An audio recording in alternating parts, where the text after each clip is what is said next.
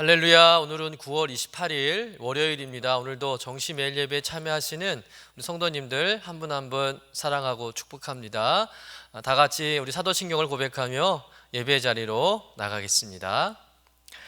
전능하사 천지를 만드신 하나님 아버지를 내가 믿사오며 그 외아들 우리 주 예수 그리스도를 믿사오니 이는 성령으로 잉태하사 동정녀 마리아에게 나시고 본디오 빌라도에게 고난을 받으사 십자가에 못 박혀 죽으시고 장사한 지 사흘 만에 죽은 자 가운데서 다시 살아나시며 하늘에 오르사 전능하신 하나님 우편에 앉아 계시다가 저리로서 산자와 죽은 자를 심판하러 오시리라.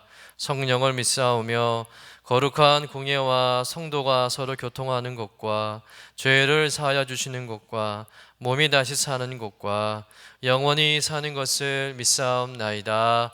아멘. 우리 다 같이 찬송가 384장 나의 갈 길 다가도록 우리 함께 찬송하겠습니다.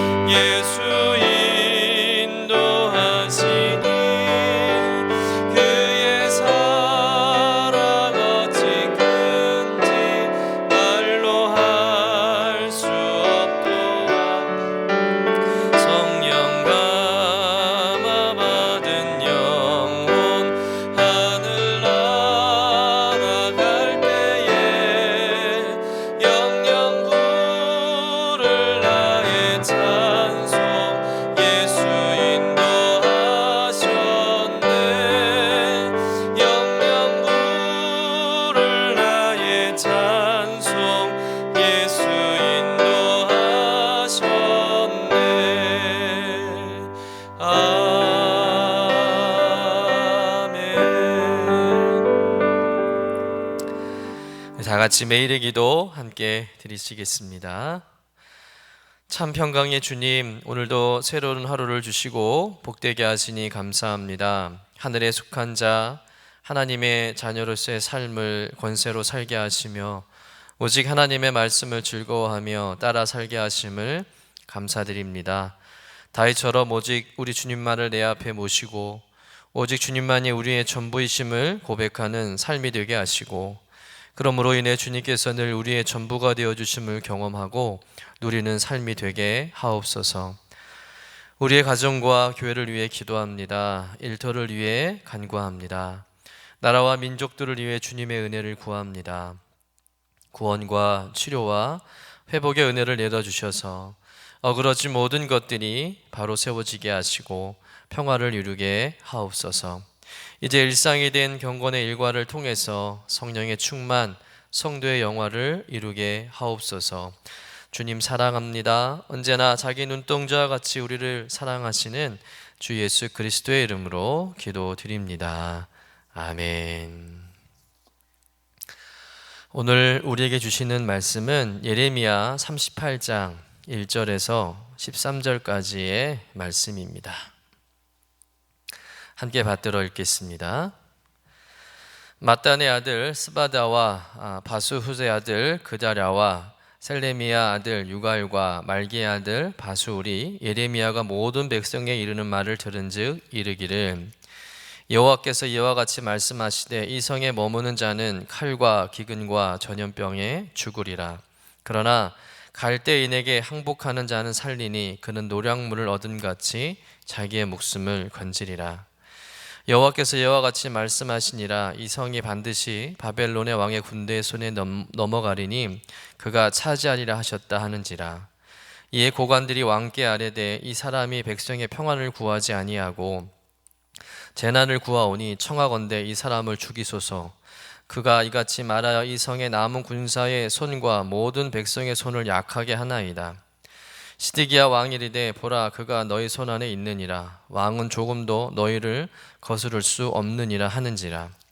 그들이 예레미야를 끌어다가 감옥들에 있는 왕의 아들 말기야의 구덩이에 던져 넣을 때에 예레미야를 줄로 달아 내렸는데 그 구덩이에는 물이 없고 진창뿐이므로 예레미야가 진창 속에 빠졌더라.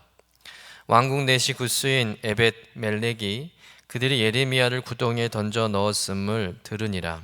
그때 왕이 베냐민 문에 앉았더니 에벳 멜렉이 왕궁에서 나와 왕께 아뢰어 이르되 내 주 왕이여 저 사람들이 전지자 예레미야에게 행한 모든 일은 악하니이다. 성중에 떡이 떨어졌거늘 그들이 그를 구덩이에 던져 넣었으니 그가 거기에서 굶어 죽으리이다 하니 왕이 구스 사람 에벳 멜렉에게 명령하여 이르되 너는 여기서 30명을 데리고 가서 선지자 예레미야가 죽기 전에 그를 구덩이에서 끌어내라. 에벳 멜렉이 사람들을 데리고 왕궁 곳간 및 방에 들어가서 거기에서 헝겊과 낡은 옷을 가져다가 그것을 구덩이에 있는 예레미야에게 밧줄로 내리며 구스인 에벳 멜렉이 예레미야에게 이르되 당신 이 헝겊과 낡은 옷을 당신의 겨드랑이에 대고 줄을 그 아래에 대시오. 예레미야가 그대로 하매 그들이 줄로 예레미야를 구덩이에서 끌어낸지라. 예레미야가 수의대 뜰에 머무니라. 이는 하나님의 말씀입니다. 아멘.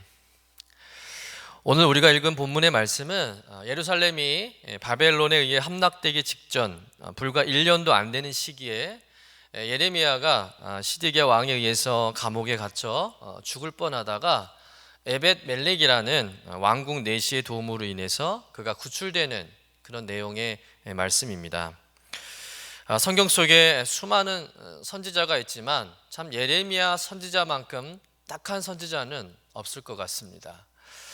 선지자로서 사명을 시작했을 때부터 지금까지 사실 예레미야는 어디 가서 제대로 한번 선지자 대접을 받은 적도 없고 도리어 백성들과 왕들에게 미움만 사고 그러다가 툭하면 감옥에 갇히는 것이 일수였던 선지자였습니다. 왜냐하면 예레미야 선지자가 전하는 메시지가 왕이나 또 백성들이 듣기에 그리 좋은 말이 아니었기 때문에 그렇습니다. 그가 전한 말이 어떤 말씀입니까? 남유다는 바벨론에게 망할 것이다. 바벨론에게 항복해라. 바벨론과 싸울 생각하지 말아라. 이런 메시지를 전했습니다. 여러분, 선지자라면 어려운 상황 가운데 있을지라도 백성들의 평안을 구하고 또 나라의 소망을 이야기해야 하는데 예레미야는 정반대의 이야기를 하는 겁니다. 그런데 여러분, 예레미야의 메시지는 사실 예레미야의 개인적인 생각이 아니잖아요. 하나님께 주신 말씀입니다. 하나님이 그를 부르셨고 또 하나님이 그의 입에 넣어주신 말씀을 그대로 전할 뿐이죠. 그러나 그에게 돌아오는 것은 뭐겠습니까? 온갖 조롱과 박해와 모욕뿐이라는 겁니다. 아마도 예레미야는 하루가 시작되는 것이 너무나 두렵고 싫었을 겁니다. 날이 밝으면 예레미야는 이렇게 생각하겠죠. 오늘 어떻게 하나님 말씀을 전할까? 오늘도 또 나를 죽이려 하고 나를 위협하는 사람들이 주변에 엄청 많을 텐데 오늘도 이 말씀을 전해야 할 것인가? 그러면서 하나님께 기도하기를, 하나님 오늘도 이 말씀을 전해야 되겠습니까? 전하지 않으면 안 될까요? 뭐 그런 기도를 드리며 고뇌하면서 그렇게 또 있다가도 또 거리로 나와서 예레미야는 남유다 백성들에게 하나님의 말씀을 전하는 거죠. 이런 예레미야를 보면서 때론 목사로서 참 안타깝게 여겨지기도 합니다. 사실 목회로 따지면 개척교회를 하는 그런 목회와 비슷하잖아요. 그것도 성도 한 명 없는. 아무도 예레미야를 따라주지 않고 그의 말을 믿어주지도 않고 그와 함께하지도 않고 오히려 예레미야를 욕하고 비난하고 조롱하는 사람들로 가득한 그곳에서 예레미야는 날이 밝기만 하면 하나님 말씀을 들고 나가서 전해야 합니다. 그러나 누구도 예레미야를 환영해 주지 않는 것이죠.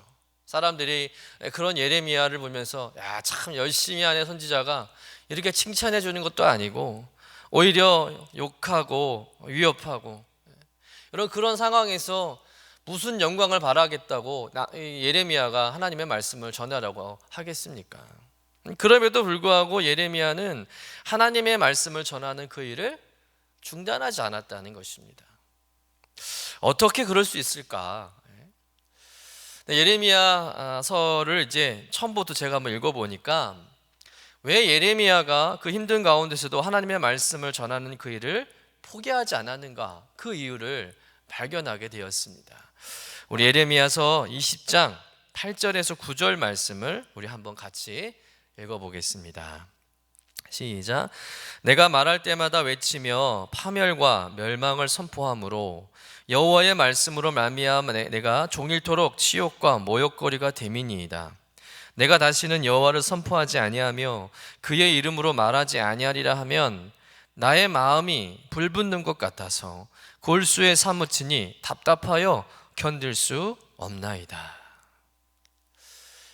여러분 무슨 말이에요? 예레미야가 고백하기를 내가 어쩌다 하나님께 말려들어서 하나님의 말씀을 전한다고 했긴 했지만 말씀을 전하면서 자기가 겪는 것은 뭐겠습니까? 사람들의 웃음거리, 또 매일 같은 그런 욕, 또 조롱, 그런 조롱을 받는 몸이 되어서 다시는 주의 이름으로 아무것도 말하지 않으리라, 당장 이 모든 것을 그만두겠다고 마음 먹어도 하나님께서 자꾸 자기 마음에 불을 던지시는 겁니다.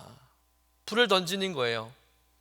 주의 말씀이 내 심장 속에 불처럼 타올라서 그 말씀이 내 골수에 사무치도록 가득해서 하나님의 말씀을 전하지 않으면 견딜 수가 없어서 또다시 이 예레미야는 아무 일이 없었던 것처럼 그 말씀을 들고 또다시 거리에 나와서 말씀을 전하게 되었다라고 이렇게 고백하는 겁니다. 자기 생각은 지금이라도 그만두고 싶고 머리에서는 그만두라고 그렇게 생각되어지는데도 몸은 그렇게 안 되는 거예요. 왜 그럴까요? 예레미야 안에 그 마음과 중심을 움직이는 성령의 불이 있어서 예레미야가 자기 마음대로 말씀 전하는 일을 그만둘 수가 없는 겁니다. 여러분 지금 예레미야는 자기의 힘과 의지로 하나님의 말씀을 전하는 게 아니에요. 그 안에 성령께서 그 말씀을 전하게 하시는 겁니다. 성령님이 그를 주장하고 계시고 성령님의 의지 때문에 예레미야가 지금 하나님 말씀을 전하고 있다는 것이죠. 그러니 어떤 고난과 어려움이 와도 예레미야는 이 말씀 사역을 중단할 수 없는 겁니다. 여러분, 하나님의 일은 내 힘과 내 의지로 하는 게 아니라는 겁니다. 바로 내 안에 계신 성령님, 그 성령님이 내 가슴에, 내 마음에 불을 붙여주셔서 뜨겁게 하셔서 내 생각과 내 모든 정신과 의지를 이끌어 가심으로 인해서 나로 하여금 일하게 하시는 거죠. 여러분 겉으로 보기에는 내가 일하는 것 같지만, 내가 사역하는 것 같지만 실은 내 안에 계신 성령님이 일하시는 겁니다. 사랑하는 성도 여러분, 내 힘과 의지로 사역하지 마시고 성령의 불이 내 가슴에 붙어서 그 성령의 능력으로 사역하길 간절히 축원합니다. 왜 우리가 하나님의 일을 하면서 또 여러 사역을 감당하면서 지치고 또 시험에 들고 때로는 중단하고 포기하게 될까요? 그것은 내 안에 성령의 불이 없는 겁니다. 네 가슴에 뜨거운 성령의 역사가 일어나지 않기 때문에 그런 거예요. 사랑하는 성도 여러분, 사역하는 환경이 문제가 아니라 같이 동역하는 사람이 문제가 아니라 내 가슴에 성령의 불이 없어서 내 마음 가운데 뜨거운 성령의 역사가 일어나지 않기 때문에 여러분 사역을 때로는 중단하게 되고 그 사역으로 인해서 내가 지치고 상처받는 겁니다. 여러분 가슴속에 예레미야 가슴속에 붙었던 그 뜨거운 성령의 불이 여러분 가슴 안에도 활활 타오르게 되기를 주님의 이름으로 간절히 축원합니다. 오늘 말씀에도 보면 예레미야는 거침없이 전합니다. 우리 2절, 3절의 말씀을 우리 같이 한번 읽어보겠습니다. 시작. 여호와께서 이와 같이 말씀하시되 이 성에 머무는 자는 칼과 기근과 전염병에 죽으리라. 그러나 갈대인에게 항복하는 자는 살리니 그는 노량물을 얻음같이 자기의 목숨을 건지리라. 여호와께서 이와 같이 말씀하시니라. 이 성이 반드시 바벨론의 왕의 군대의 손에 넘어가리니 그가 차지하리라 하셨다 하는지라. 지금 예루살렘은 바벨론에 의해서 꽁꽁 포위된 상태입니다. 예루살렘 성 안의 모든 군사들과 백성들이 마음을 모은다 할지라도 이제는 이 위기를 극복할 힘이 없는 그런 상태입니다. 그런데 이런 상황에서 예레미야가 무엇이라고 전합니까? 예루살렘 성이 곧 함락될 것이다. 이 성에 머무는 자는 다 죽을 것이다. 그러나 바벨론에 행복하는 자는 목숨만 건질 것이다. 항복하지 않으면 칼에 맞아 죽든지 굶어 죽든지 전염병에 걸려 죽든지 다 죽을 것이다 라면서 더 다급하게 외치는 겁니다. 여러분 이걸 남유다 모든 백성들과 또 남유다의 모든 고위 관리들이 들어요. 여러분 그들의 입장에서 이 예레미야의 말은 민족을 반역하게 하는 말과 별반 다르지 않는다는 겁니다. 백성들의 사기를 떨어뜨리고 국가가 재난을 당한다고 말하는 이 예레미야의 말과 행동은 결국 국가를 위태롭게 하는 국가 반역죄에 해당되는 그런 일입니다. 결국 이 참다 못한 고위 관리들이 시드기야 왕을 찾아가서 저 예레미야를 죽이라고. 그래서 이 시드기야 왕이 어떻게 됩니까? 이 예레미야를 고관들의 참소에 의해서 감옥에 가두게 됩니다. 그런데 이번 감옥은 이전보다 더 열악하고 참담했습니다. 사실은 죽이려고 가둔 거예요. 이번에는 진짜. 그리고 6절의 말씀 같이 한번 읽어보겠습니다. 시작. 그들이 예레미야를 끌어다가 감옥들에 있는 왕의 아들 말기야의 구덩이에 던져 넣을 때에 예레미야를 줄로 달아내렸는데 그 구덩이에는 물이 없고 진창뿐이므로 예레미야가 진창 속에 빠졌더라. 예레미야가 갇힌 곳을 어떻게 설명하고 있습니까? 물이 없고 진창뿐이다. 이 말은 어떤 말이냐면 온갖 오물투성이가 가득한 더럽고 습하고 아주 불결한 곳이었다는 거예요. 쉽게 말해서 사람들의 인분과 온갖 쓰레기, 이 모든 것들이 다 뒤섞여 썩어 냄새나는 곳, 사람이 도저히 있을 수 없는 곳이라는 겁니다. 그야말로 생지옥이나 마찬가지죠. 이대로 여기 있다가는 예레미야는 죽을 수도 있는 거예요. 그런데 놀라운 일이 벌어집니다. 기적 같은 일이 벌어져요. 구덩이에 갇혀있는 예레미야를 살리겠다고 나선 사람이 생긴 겁니다. 그가 바로 에벤멜렉이라는 구스 출신의 왕궁 내시였어요. 그는 예레미야가 아무 죄 없이 억울하게 구덩이에 던져졌다는 것을 알고는 시드기야 왕을 찾아가서 이 일을 제기하고 당장 예레미야를 풀어줘야 된다고 그렇게 건의를 한 겁니다. 그런데 웬일로 이 시드기야 왕이 아무런 군말 없이 예레미야를 풀어주라 명령한 겁니다. 우리 본문 7절에서 10절의 말씀을 같이 한번 읽어보겠습니다. 시작. 왕궁 내시 굿수인 에벤멜렉이 그들이 예레미야를 구덩이에 던져 넣었음을 들으니라. 그때 왕이 베냐민 문에 앉았더니 에벤멜렉이 왕궁에서 나와 왕께 아뢰어 이르되 내 주 왕이여, 저 사람들이 선지자 예레미야에게 행한 모든 일은 악하니이다. 성중에 떡이 떨어졌거늘 그들이 그를 구덩이에 던져 넣었으니 그가 거기에서 굶어 죽으리다 하니, 왕이 구스 사람 에벤멜렉에게 명령하여 이르되 너는 여기서 30명을 데리고 가서 선지자 예레미야가 죽기 전에 그를 구덩이에서 끌어내라. 여러분, 이 말씀을 우리가 보면서 먼저 생각해 볼 것은 뭐냐면, 시드기야 왕은 도대체 어떤 왕인가 참 의문이 생긴다는 것이죠.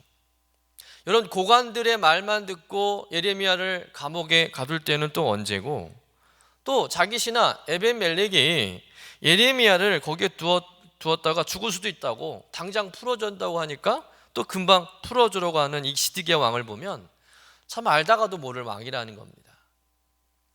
여러분, 왜 이 시드기야가 이렇게 중심 없이 왔다 갔다 할까요? 지금 시드기야는 눈치 보고 있는 겁니다. 시드기야는 사람들의 눈치를 보고 있는 것이죠. 주위의 시선을 더 두려워하고 있는 겁니다. 사람들의 수군거리는 그런 소리에 민감하고 거기에 약한 겁니다. 사람들이 모여 있으면 또 무슨 소리를 하나? 너도 내 욕하는 것이 아닐까?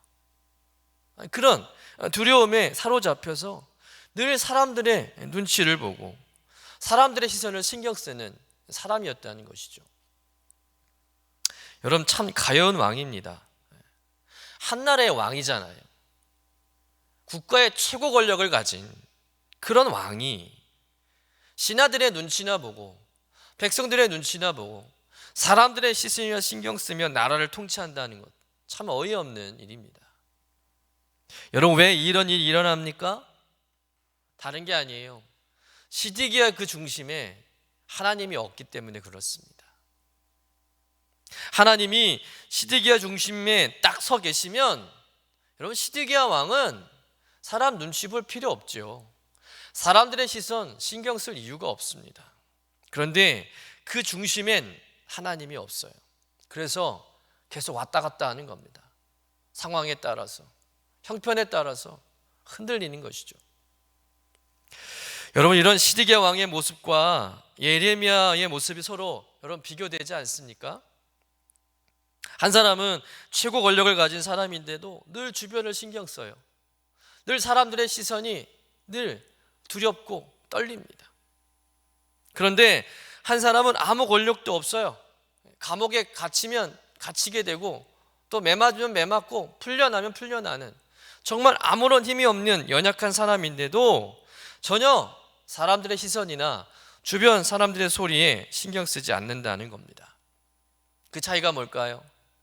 그 중심에 하나님이 있느냐 없느냐, 그것이 그 둘을 갈라놓는 중요한 기준이었다는 것이죠. 여러분, 예레미야가 두려워하는 존재는 오직 하나님밖에 없었어요. 그의 중심에는 오직 하나님밖에 없었습니다. 그러니 세상 어떤 권력자들에게도 예레미야는 쫄지 않는 겁니다. 사람들의 평가, 사람들의 시선에 예민하지 않는 것이죠. 여러분은 시드기야처럼 살아가는 모습입니까? 아니면 예레미야처럼 살아가는 모습입니까? 진리보다 사람들의 평판을 더 중요시하고 하나님의 말씀보다는 사람들의 시선과 또 사람들의 그런 손가락질과 수군거림에 더 민감하게 반응하는 모습은 없는지 여러분 생각해 보시기를 바랍니다.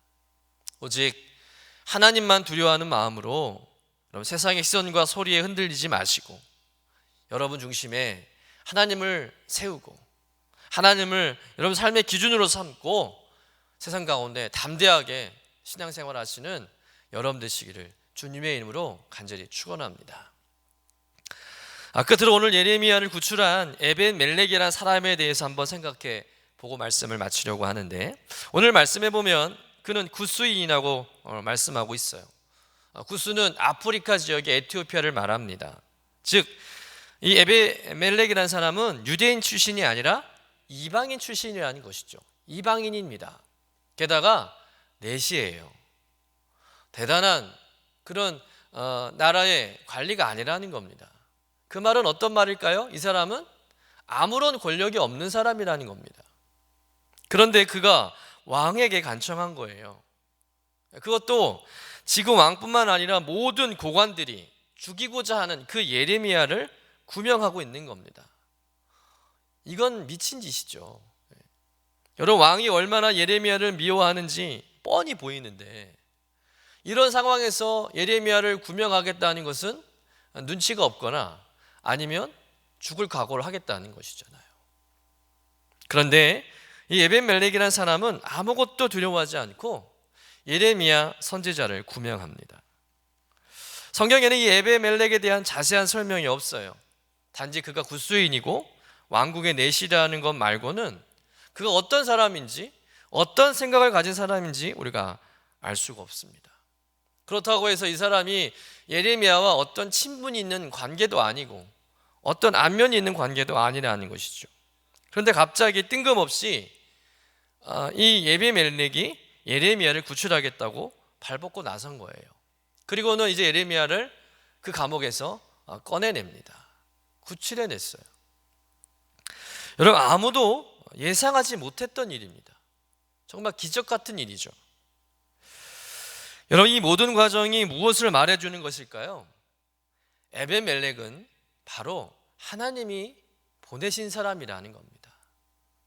이 상황, 잘못하면 예레미야가 죽을 수도 있는 상황에서 이 예레미야를 구하기 위해서 하나님이 준비한 하나님의 사람이라는 것이죠.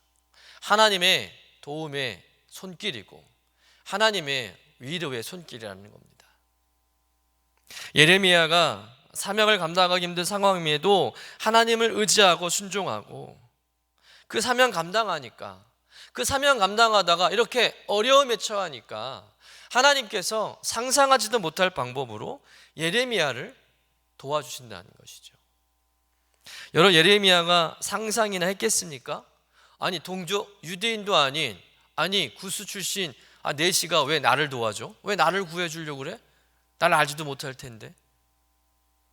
여러분, 지금 하나님께서 일하고 있는 거예요. 하나님께서 당신의 사람이 공경에 처해 있는 것을 보시고 그냥 두고 보고 계신 것이 아니라 예레미야를 지금 도와주시는 겁니다. 친히 하나님의 사람을 보내셔서, 하나님의 사람을 준비하셔서 예레미야를 살려주시는 것이죠. 도와주시는 겁니다. 여러분, 우리 하나님은 언제나 우리가 어려움에 처해 있을 때, 공경에 빠져 있을 때 우리를 도와주시는 분이라는 것을 믿으시길 간절히 축원합니다. 전혀 예상하지 못하고 상상할 수 없는 방법으로 우리를 도우신다는 겁니다. 도움의 사람을 붙여주시고 때론 도움의 물질도 주시는 겁니다. 그러나 그보다 먼저 내가 하나님 말씀에 순종하는 믿음의 자세가 필요하다는 것이죠. 예레미야처럼 하나님만 의지하고 하나님의 방법대로만 살아가는 모습이 있을 때, 여러분, 그때 우리가 하나님의 도우심을 경험하는 겁니다.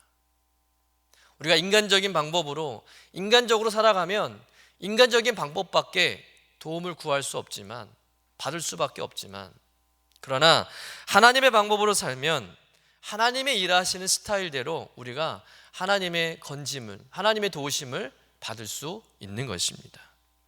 그래, 오늘도 하나님의 뜻과 방법으로 순종하며 살아가는 여러분 되시기를 간절히 축원합니다. 그 믿음으로 살아갈 때 때는 우리의 삶의 시궁창 같은 곳에 우리가 빠져서 허우적거릴 때가 있을지라도 반드시 우리 하나님 도움의 손길을 보내주실 것입니다. 믿음으로 사는 자에게 하늘의 위로를 맛보게 하실 것입니다. 오늘도 하나님 예비하신 그 도움의 손길을 만나는 여러분 되시기를 간절히 축원합니다. 오늘 말씀을 정리합니다. 첫 번째는 뭐냐면, 내 안에 성령의 불이 꺼졌다면 이 식어진 가슴에 성령의 불을 붙여달라고 여러분 기도하신 여러분 되시길 간절히 축원합니다. 두 번째는 사람들의 시선, 수군거림에 예민하게 반응하지 않고 내 중심에 하나님을 세우고 그 하나님을 우리의 삶의 기준으로 삼고 당당하게 살아가시기를 간절히 축원합니다. 끝으로 세 번째, 하나님의 방법과 뜻에 순종하는 삶에 하나님께서 보내주시는 그런 기적 같은 하나님의 그 도움의 손길을 경험하는 여러분의 삶이 되시기를 주님의 이름으로 간절히 축원합니다. 기도하겠습니다. 하나님, 언제라도 그만둘 수 있고 포기할 수도 있었지만 그의 가슴에 성령의 불이 떨어져 타올라 하나님의 말씀을 전하지 않을 수 없었던 그 예레미야의 마음을 보았습니다. 조금만 힘들어도 안 하려고 하고 조금만 싫은 소리 들어도 발끈하며 내려놓았던 우리들의 모습과 비교하며 그동안 성령으로 일하지 않고 내 힘과 내 의지로만 일했던 모습을 발견합니다. 주님, 식어진 내 가슴에 하나님의 불, 성령을 부어 주옵소서. 그래서 내 힘과 의지로 사역하지 않게 하시고 성령께서 일하시는 삶과 사역되기를 원합니다. 언제나 하나님을 내 중심에 모시고 세상의 소리와 평판에 흔들리지 않게 하시고 하나님의 뜻과 방법으로 살아감으로 하나님의 놀라운 기적 같은 도움의 손길을 만나는 복된 삶이 되게 하여 주옵소서. 오늘도 우리의 삶 구석구석 아시고 이끌어 주시는 주님과 말씀과 기도로 찬양으로 더욱 깊이 교제하며 살아가는 저희들의 삶이 되게 하여 주옵소서. 감사드리며 거룩하신 우리 구주 예수님의 이름으로 기도하옵나이다. 아멘. 이제는 우리의 구세주가 되시며 대속자가 되시는 예수 그리스도의 구속의 은혜와 아버지 하나님의 사랑과 성령님의 교통하시는 은총이 오늘도 함께 예배하는 유신의 모든 권속들 위에 영원토록 함께 하시기를 간절히 축원하옵나이다. 아멘.